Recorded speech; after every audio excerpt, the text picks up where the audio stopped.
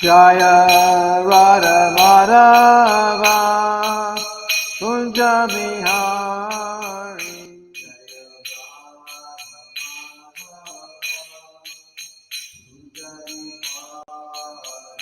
Jaya Radha Madhava Kunja Bihari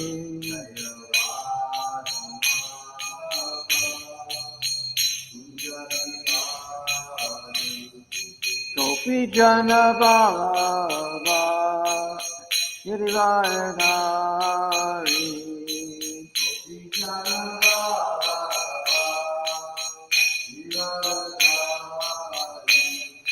Gopi Jana Ballabha Girivardhari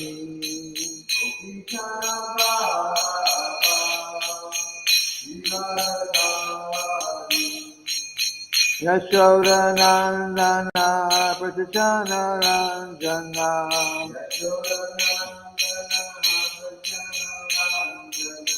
Yashoda Nandana Pratisana Ranjana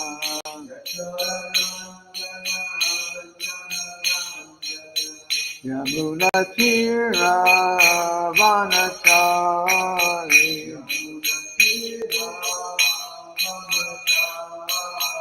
Yamuna Tira Vanachari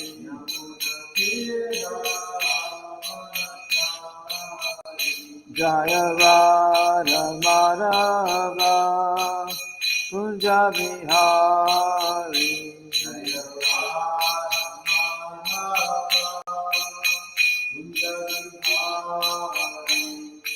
Gopi Jana Ballabha Girivardhari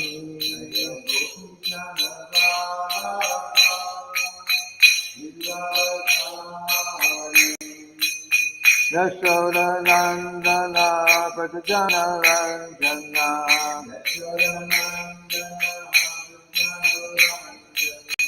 Yamuna Tira Vanachari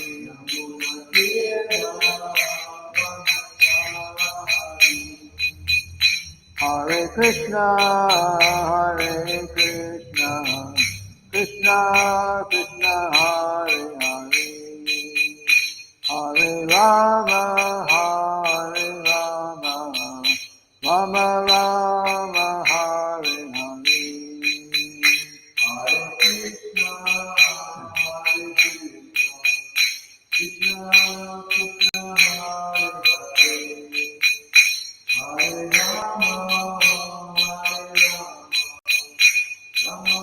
Rama Rama, Hare Hare. Srila Prabhupada Ki Jai.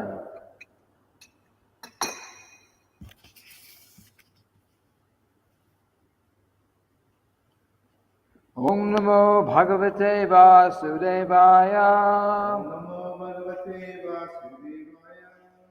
Om Namo Bhagavate Vasudevaya. Om Namo Bhagavate Vasudevaya.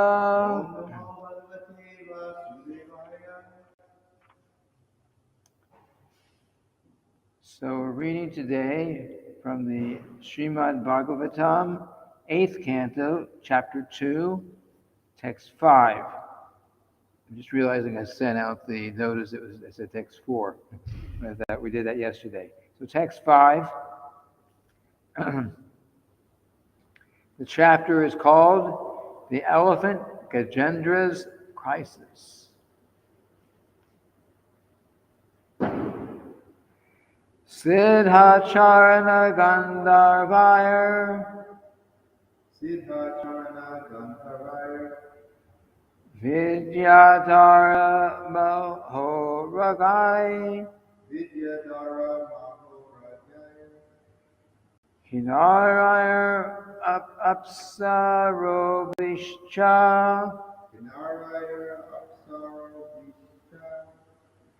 Kridadvir Jushta Kandaraha Siddhacharana Gandharvaya Vidyadhara Mahoragai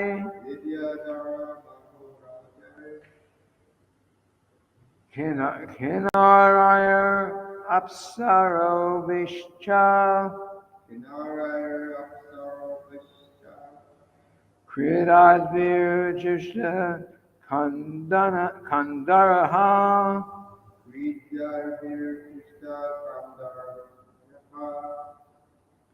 Siddhacharana Gandharvaya Vidyadhara Mahoragai Kinaraya Apsaro Vishcha Kridadvir Jushta Kandaraha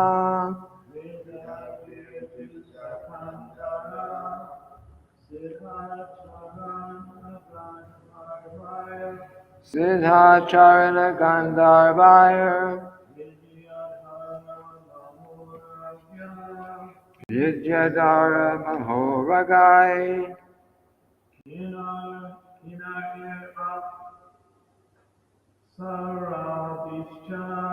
Kinaraya Apsaro Vishcha Kridadvir Jushta Kandaraha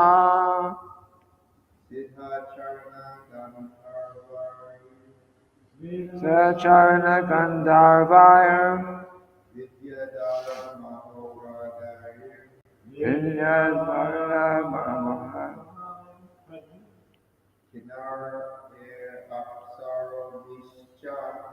Kinaraya Apsaro Vishcha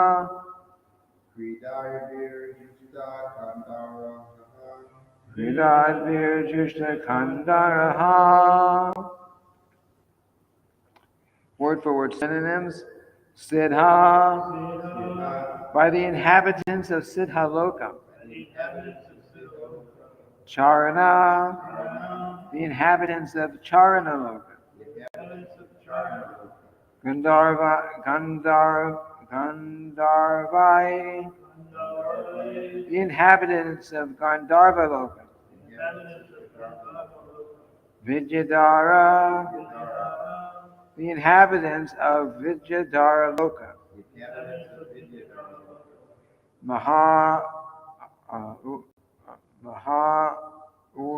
Uragai, the inhabitants of the serpent Loka. Kinarai, the Kinaras. Apsarobi, the Apsaras. Cha, and Kridadvi, who were engaged in sporting. Jushta, enjoyed. Kandaraha, the caves. Translation. The inhabitants of the higher planets, the Siddhas, Charanas, Gandharvas, Vidyadharas, serpents, Kinaras, and Apsaras, go to that mountain to sport. Thus all the caves of the mountain are full of these denizens of the heavenly planets. Repeat after me. The inhabitants of the higher planets, the Siddhas, Charanas, Gandharvas, Vidyadharas, serpents, Kinaras, and Apsaras go to that mountain to sport. Thus all the caves of the mountain are full of these denizens of the heavenly planets. That mountain we read about just previous verse, the mountain that was 80,000 miles high and 80,000 miles wide. 80,000 miles. The whole Earth is only, they say, about 8,000 miles through the center. So there's this that mountain was 10 times the diameter of the center, that mountain was 10 times bigger than this Earth. Put things in perspective. Okay. Purport. As ordinary men play in the salty ocean, the inhabitants of the higher planetary systems go to the ocean of milk. They float in the ocean of milk and also enjoy various sports within the caves of Trikuta Mountain. It's a short purport. So I might go to the next verse. We'll mention something of this one.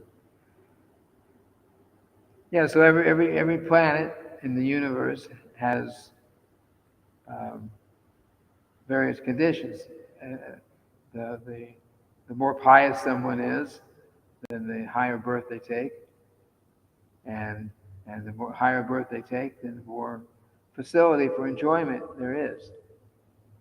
So some people, many people, who knows the science, will try to perform their different austerities and sacrifices and so on. This is in Vedic culture, to go to these higher planets where they can enjoy, like this. We're reading about it here, and others in Vedic culture also would read these things.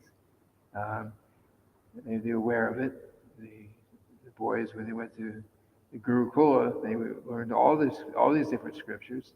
So they're well aware of the higher planets, and most people were interested in making a better life, material life, making the next lifetime better materially, like going to the heavenly planets, or doing something so they could be very rich, or they'd be famous, or something like that. That was the goal. So these inhabitants of these higher planetary systems, they were previously maybe on Earth, and they performed the different austerities and so on, and they got elevated to those places, and their sense of enjoyment, their opportunity for enjoyment, material enjoyment, increases. So we float in the ocean, think that's very nice. Some think it's very nice. I personally don't go in the ocean much, but just imagine going and swimming in an ocean of milk. Imagine an ocean that big, there's that much milk, and you're actually able to swim in it. But this is part of the heavenly enjoyment. Swimming in the ocean of milk, and sporting in the caves of this particular mountain that is 80,000 miles wide.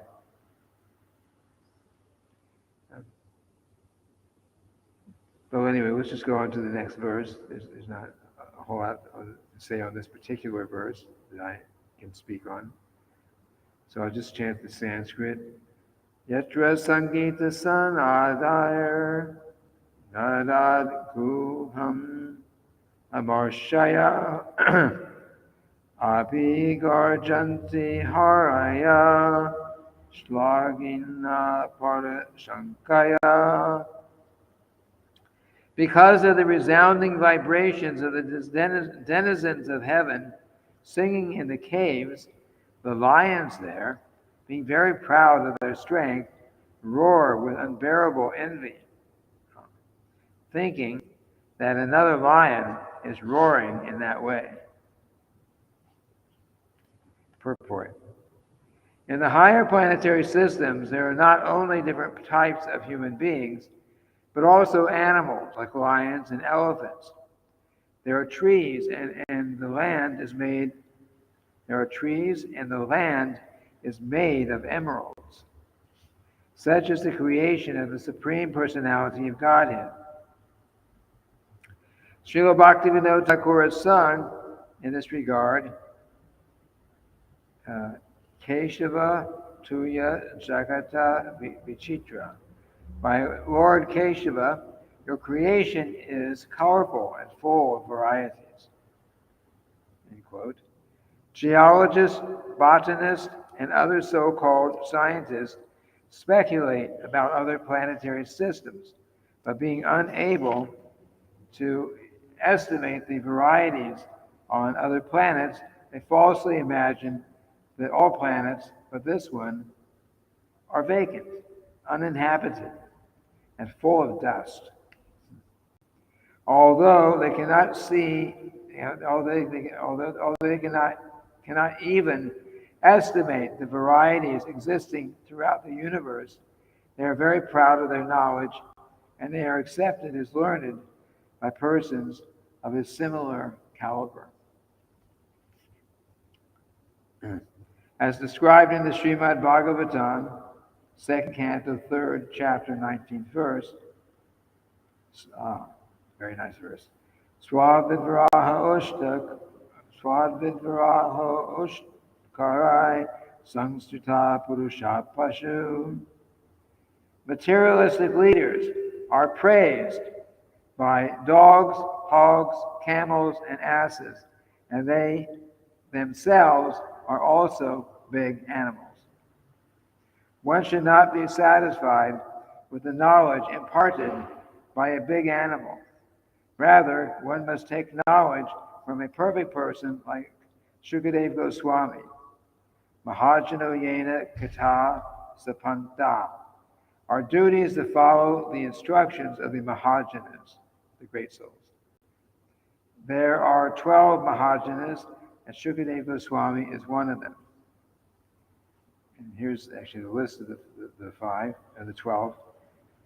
Swayambhur Narayana Shambhu, Kumara Kapila Manu, Pavado Janaka Bhishmo, Balir Vayashakir Vayam,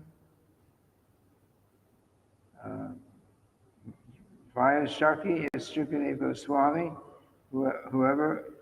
Whatever he says is considered to be factual. That is perfect knowledge.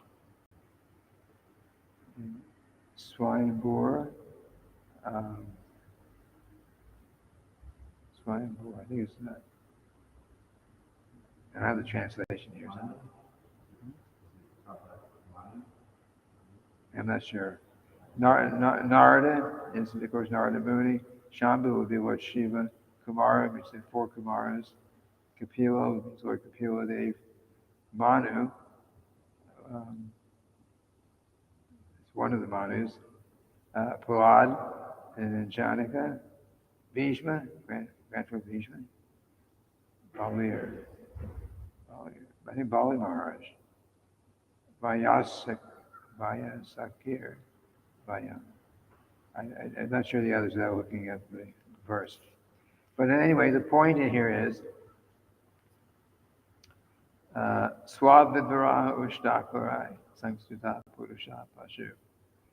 So there's men who are like hogs, dogs, camels, and asses are glorified by people who are like hogs, dogs, camels, and asses.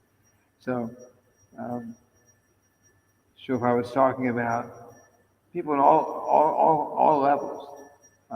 Someone might be in a first of all, with hog, dog, camel, and ass. Hog means no discrimination in eating. Eat anything and everything. Also, hogs are famous to have. They also make no discrimination in sex. Shofar says sex with the mother, the sister, or anyone else. There's no discrimination. So someone who is completely uncontrolled in their sexual activities is considered to be like a hog, or who is completely uncontrolled, eating anything and everything without any discrimination.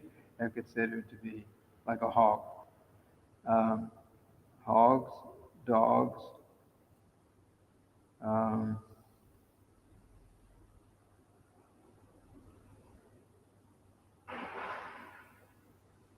I don't remember what the dog represented. Camels are just like the camel's known for eating, thinking he's enjoying, eating thorny bushes, maybe cactus, just thorny bushes, and he's cutting his mouth, he's cutting his tongue, and he's tasting his own blood, and but he's considering that he's very much enjoying like that. And in the same way, someone who is completely unrestricted in sex enjoyment, he's also eating, maybe not eating, but losing his blood in the form of, because semen is a concentrated blood. So he's losing that, but thinking that he's very much enjoying, but he's losing his blood in that sense. And the ass is famous for other things, like the ass, the donkey. His master loads him up with so much he can hardly carry it, and he doesn't complain too much because he's thinking that I have to do this. My master is telling me to do this. He's making me work, but at the end of the day, he's going to give me something to eat. But he's so dumb that he doesn't realize he's walking on grass the whole day. The same thing he's going to get to eat at the end of the day because after doing his hard work. So we don't. So anyway, these are all represent. All these animals are representative of materialistic mentality, materialistic activities. So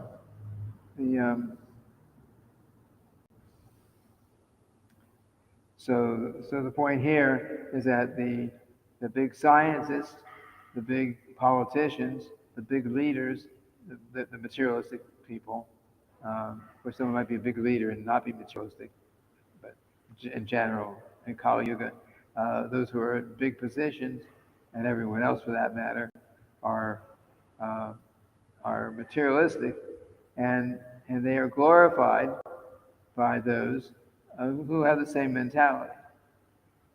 So the material science is Srila Prabhupada very much preached, very heavily preached against the not just science, but the science of those who material science has two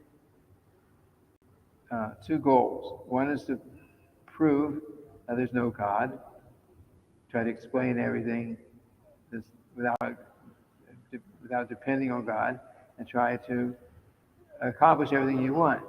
So we did this, we figured this out, we solved this problem, and we didn't even have to go to God. So it's like they're denying and trying to practically prove the non-existence of God. And the other thing is about where does life come from?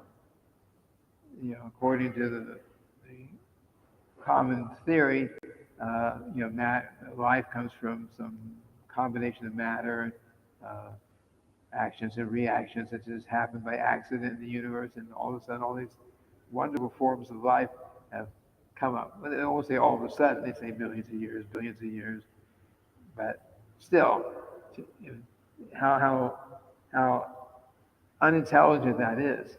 I mean, how could so much come about by accident, just happening? If you even how can they assume that the planets and everything just came together and life formed and all this by accident? Because just like if you took a pile of wood, maybe some trees, maybe chop down some trees and you have some rocks, and you have some throw some water in there, maybe put, and then you have a big explosion, and the whole thing goes up in the sky, and all comes down. Does it turn into something? Can it turn into a house or take on some real useful form? No, there's pieces that go all over the place. It'll just be complete. You just have a lot of debris. But that's what they're saying has happened in the universe. Sometimes I see these so-called scientific things. Look at the TV, see some of these, how the universe came about. It's so much speculation, because it is speculation, because they don't know. There's no way they can know. So, and they start thinking, oh, we just discovered that there is, our satellite shows that there's water on such and such planet, or there's signs of water underneath. Maybe there's some microbial life there. But Srila Prabhupada is pointing out that they don't know, they have no way of knowing from their inductive method, sending rockets up and satellites and taking pictures and their speculation. They have no way. There's no way they're going to understand what's going on. Because in these higher planetary systems, they don't even know what form the life is. Even the sun itself is a higher planet. It's a high planet. It's a heavenly planet, a very high heavenly planet, as is the moon. So someone would say the sun, nothing can live there. I mean, they say however hot it is, millions, billions of degrees. It's just boiling gases or something. They say nothing. There's no way anything can even get within millions of miles of there. They're saying, but that's not a fact, because they're thinking in terms of if someone with a body like ours that is at least 90% water. If we went in this body and we got millions of miles away still from the sun, it would just disintegrate. The body would disintegrate. We would probably be out of that body way before it disintegrated. There's no way. But the reality is that the inhabitants of the sun, they're just as this body, just like the Earth is how much water? The surface is 75, 80%, 90% water. I don't know the exact breakdown, but it's mostly water and then some earth. So it's the body. It's mostly water, but if you cremate a body, you end up with a little, about this much is left, pound or two, maybe, of what's left which is just the charred bones, the bone ashes, like that. So this body is mostly like that, but on the higher planets, the soul, which can live in any condition, because the soul is not subject to heat and cold and so on. So the soul can go anywhere in a suitable body. So on the sun, the primary element is fire. There is earth, water, fire, air, ether, mind, intelligence, and ego. So the sun is mostly a fiery element, a fiery atmosphere. So the people that live there, Vivaswan, sun god, and everyone that's there, they are their body is primarily fire, and there may be a little some other element in there too, but primarily it's fire. But because the body is fire, doesn't mean that they're burning up. It just means that that's their body. It's normal. If they had an ice body, a water body, then no one could live there. So their body is primarily fire. And on other planets, their body may be more ethereal. Lord Brahma's planet, Lord Brahma's body is intelligence. Intelligence. It's also a subtle material element, but his body primarily is a body of intelligence. Um, and I don't know the breakdown of all the other bodies out there, but every living entity gets a certain kind of body, and so many different species of life, and the bodies are primarily made of whatever is favorable for living in that particular atmosphere. One time, one of our Bhaktivedanta Institute scientists was looking at a piece of molten metal under a microscope, high power microscope, and he saw a little spider type thing come out of a hole. I mean, you look at the metal, but it's so magnified that you can see the holes in the metal. So he saw it actually coming out from one hole in that piece of metal and going into another hole there. But it was clearly it was something. It wasn't just that. It wasn't metal. It was not. I mean, it's something that's living. Something is able to live in that kind of intense heat. You know, thousands, however hot it has to be, thousands of degrees probably to melt the metal. But he could live there. Jai Shishi Gaur Nitai, Shishi Radha Vajravihari, Jagannath, Balaram, Lady Subhadra, Lord Shigade, Prahlad Maharaj, Ki Jai. So each living entity anyway has their particular kind of body, so they can live and enjoy or suffer the in the particular atmosphere that their karma has taken them to. You know, you're taken this when the soul gets taken to the Yamaraj, the sinful soul gets taken to the Yamaraj, and you experience the you don't know that you're not your body.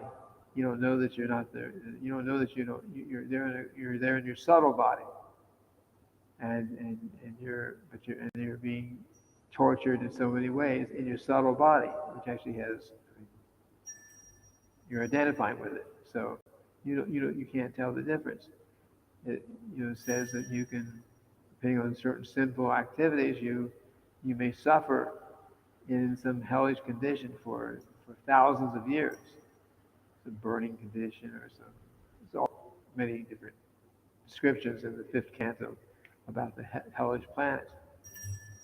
So you may be suffering in so many ways there, but then after it's all over, and if you're still destined to get a human form of life after all that, then you take your next birth, and it might be just a matter of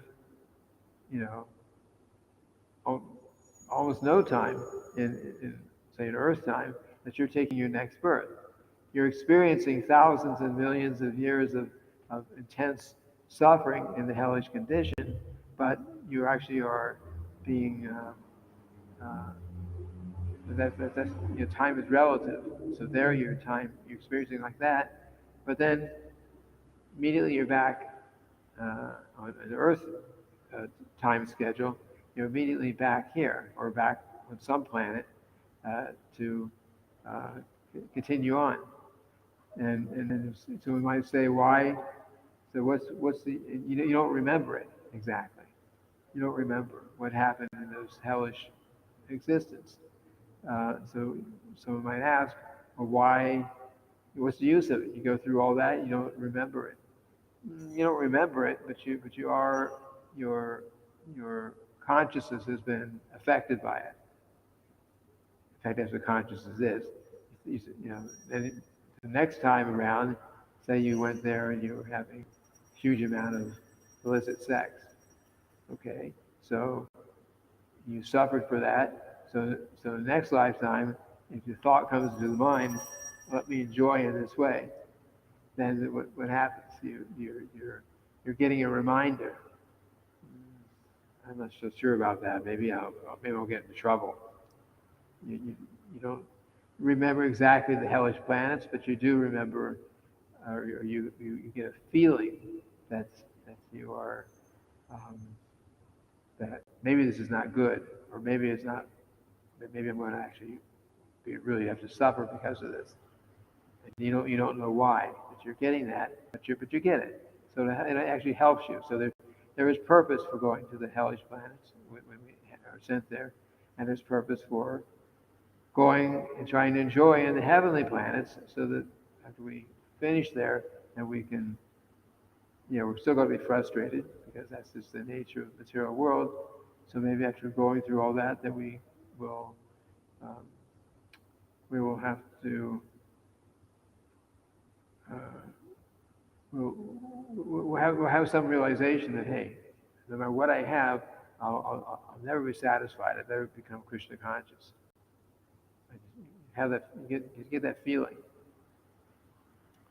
In fact, that's the whole point of what Krishna asked, or Arjuna asked Lord Krishna, the yogi, the yogi who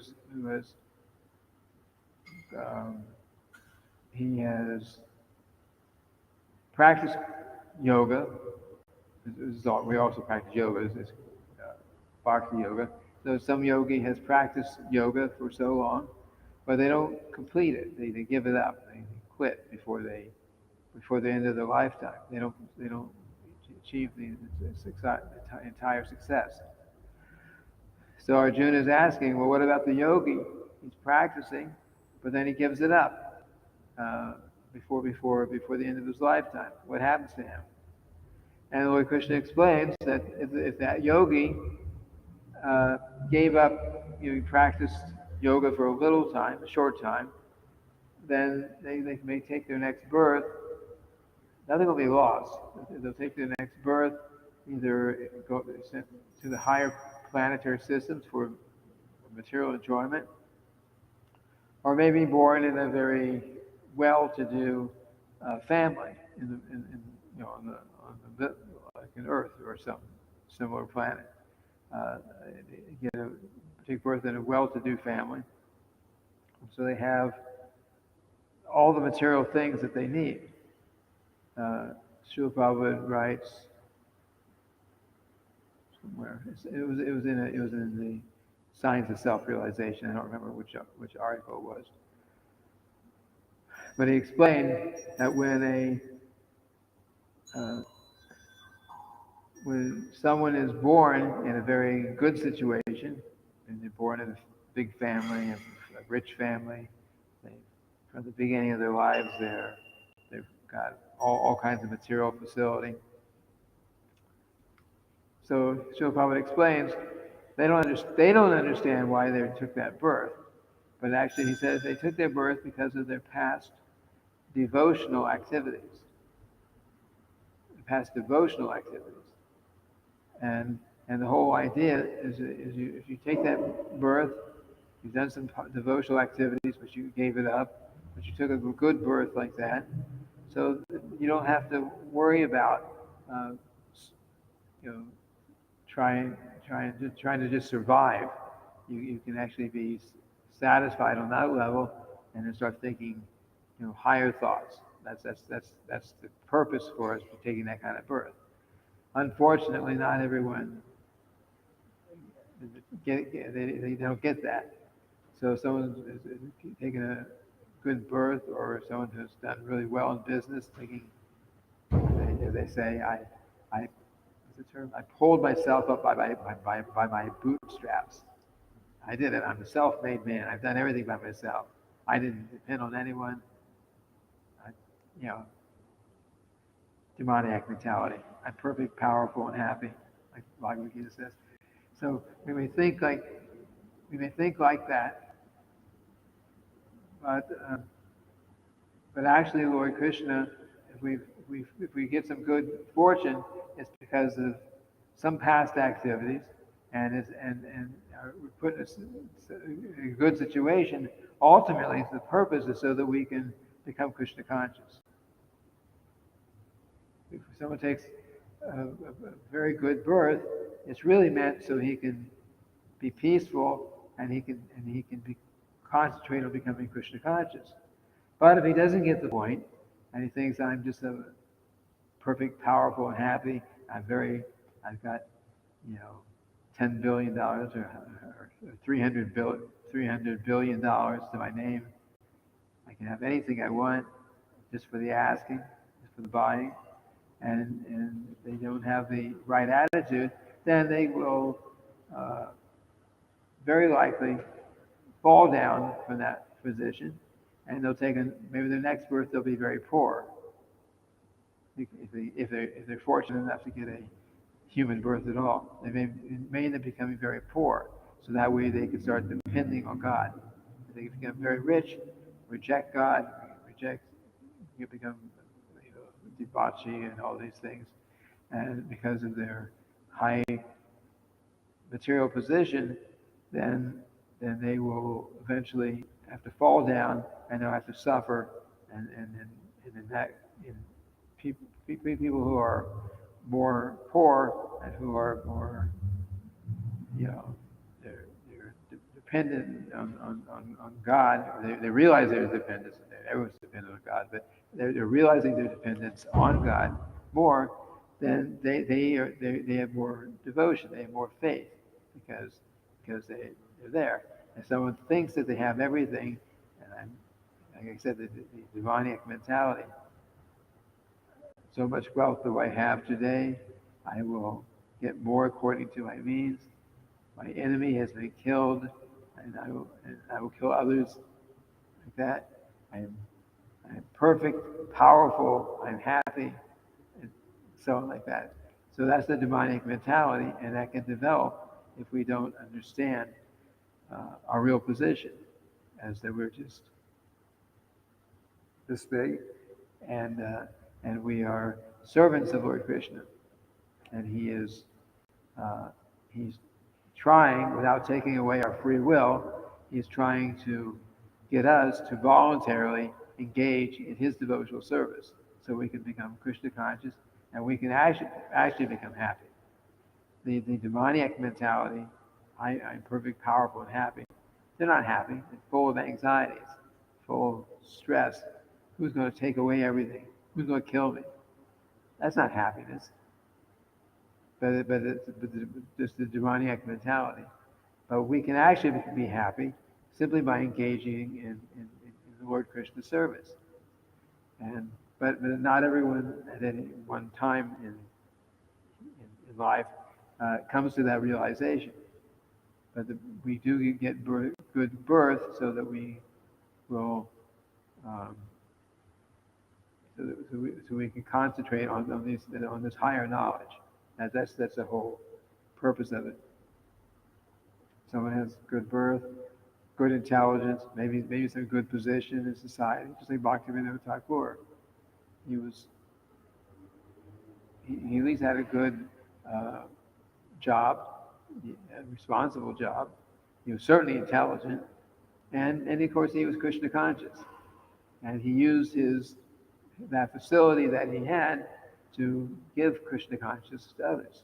He wrote 100 books, 100 Krishna conscious books, not just books about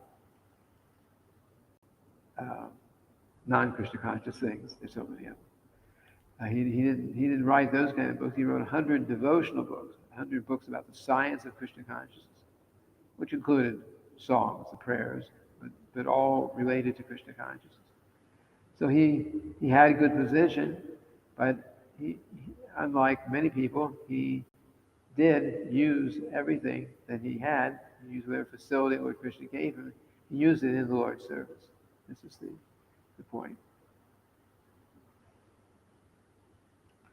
The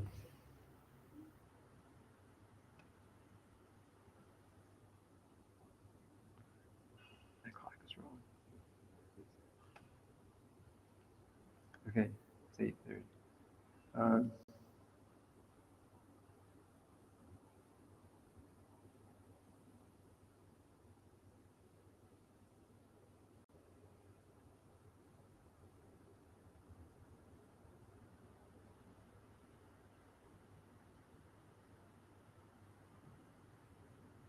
And on the same principle of the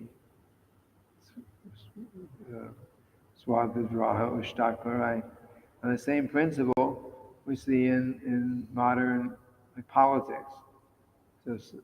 So at least in a democratic society, the big person is up there and saying so many things, promising, finding out what are the people out there who are voting, what do they actually want, and then they promise everything. I'll get you this, and I'll get you this, and then of course they fight and beat down the other person, the people who they're fighting against. It's a really bad. Politics is really bad. So they do all that to get into the position, but when it comes time to actually make good on their promises, they don't. And to a large degree, they probably never intended to. They just wanted to get in that powerful position. And even if they did intend to, how much can they do? The only way that we can become really successful is in a God-conscious society. It's the only way. We look at the really successful leaders; they're all Krishna-conscious leaders. I mean, an actual successful leader. Maharaj Yudhisthira when he was in power, Maharaj Prithu when he was in power, Satya Yuga. Maharaj Parikshit, he was so powerful, Maharaj Parikshit. He was so powerful that he actually confronted the personality of Kali. You can imagine, Kali Yuga is so big and ugly and powerful, and here's a king. He actually personally confronted him. No, you cannot beat this cow, this bull. I'm going to kill you. And he could have done it. He had his sword. He was ready. As Srimad-bhagavatam describes. He was all ready to kill the personality of Kali. But of course, by higher arrangement, this is supposed to be Kali Yuga. This is Kali Yuga, so Kali had to live one way or another. But he was ready to kill him. And he could have killed him. But Kali, of course, surrendered, because the king, if you surrender to him, then the king has to protect you. He has to give you a place to live. He has to give you, make sure you have something to eat. The king is, and then you become praja. You birth in that area, and you're under the direction of the king, and the king has to make sure that you've got your what you need. So Kali said, I surrender to you. Please don't kill me. I surrender to you. Please, I'll do whatever you want. So, but I need a place to live. And then so Maharaj Parikshit said that, okay, you can live anywhere where there's animal slaughter, where there's prostitution, where there's gambling, and where there is, what am I missing? Intoxication. Yeah, you can live in any of those four places. Anywhere in my entire kingdom, you can go, where these things are going on. But Kali knew better. He said, "But Maharaj Parikshit, in your kingdom, these places do not exist. There is no such place like this in your kingdom," which was true. So imagine how powerful a king Maharaj Parikshit was, that it was not, no one could eat meat, no one could have illicit sex, no one could gamble, and no one could get intoxicated. How powerful he was. And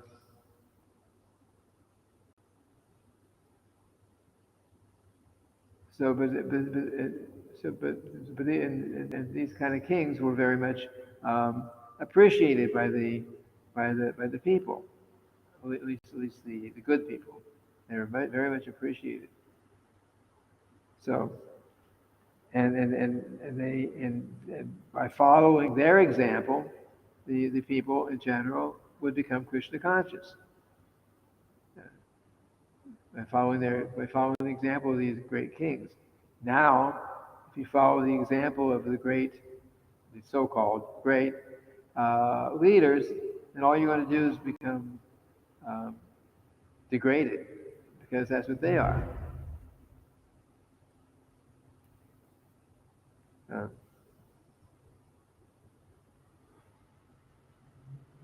so Srila Prabhupada writes, gives us quote this, Mahajano Yena Kata Sapanta. Our duty is to follow the instructions of the Mahajanas. And one of those Mahajanas is Shukadeva Goswami, who's in the discussion that we're reading about here. So that's our method for becoming Krishna conscious. And if we can simply accept that and act on it, live by it, then we can perfect our lives. So maybe I'll stop speaking here. Any comments, questions? In the beginning, talking about the mountain. Yes. Where is it taking place? And this probably part of yesterday. The mountains and the ocean and the ocean. Yeah, I'll read it. Let's see. In relation to the structure of the universe, this is curious to know where this.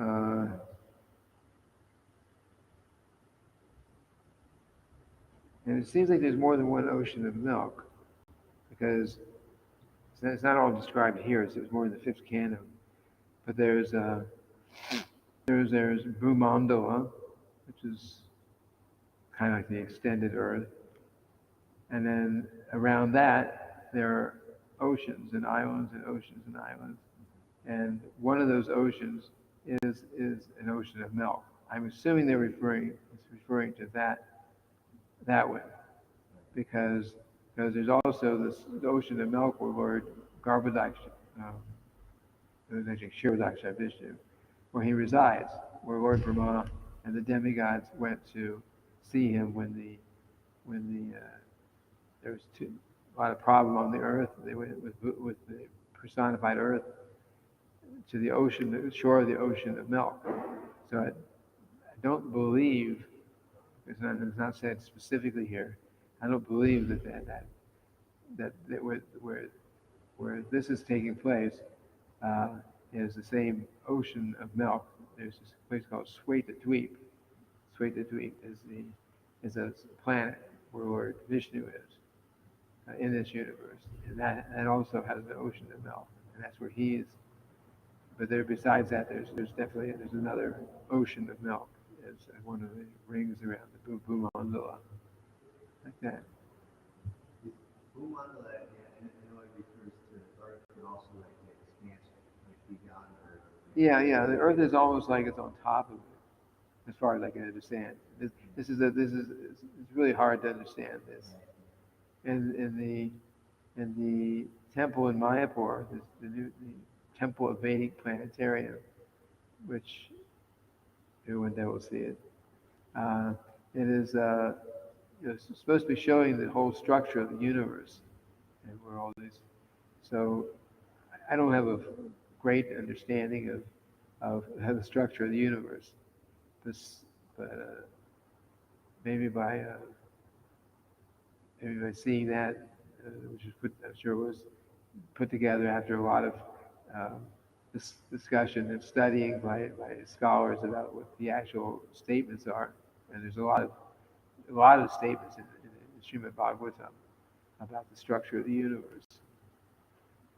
Yeah, I always felt, because it seems to me like when reading it, the Srimad-bhagavatam is multi-dimensional. Like you have to view it in that way. Sometimes, like we're looking at something very three-dimensional, and but the way that we're describing, to me, it always seemed multi-dimensional. And as we, progress in our consciousness and even collectively, we start to see multi-dimensionally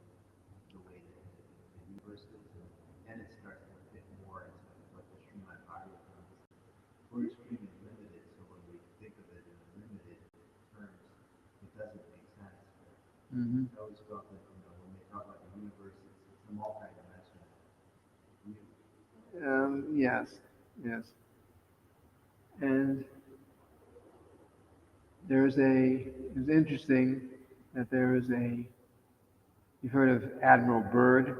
He was the first one to fly a plane over the,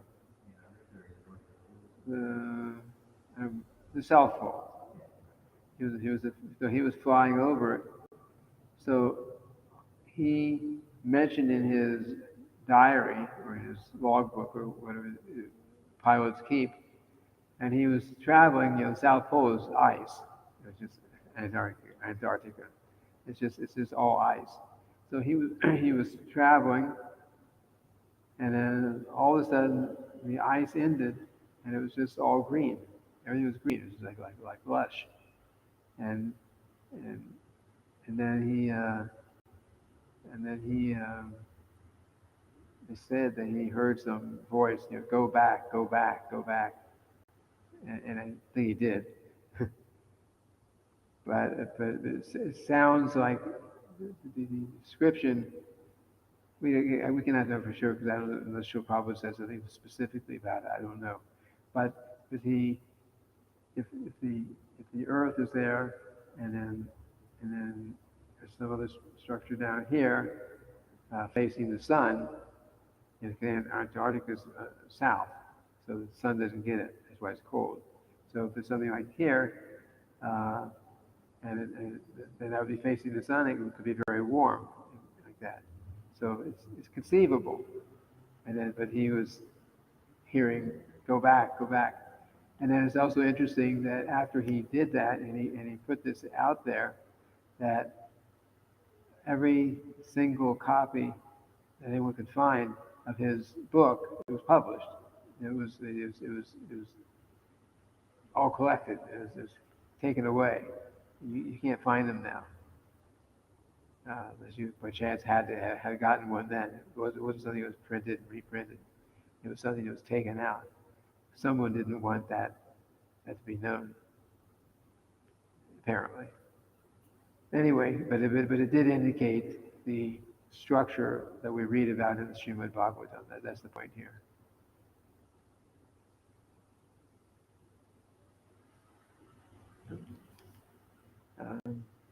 Okay, so I have nothing more to say on this verse. Tomorrow we will go on to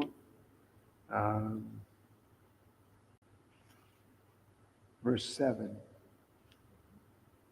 which also has no purport. Anyway, we'll verse 7 tomorrow. Srimad-bhagavatam ki jai, Srila Prabhupada ki jai.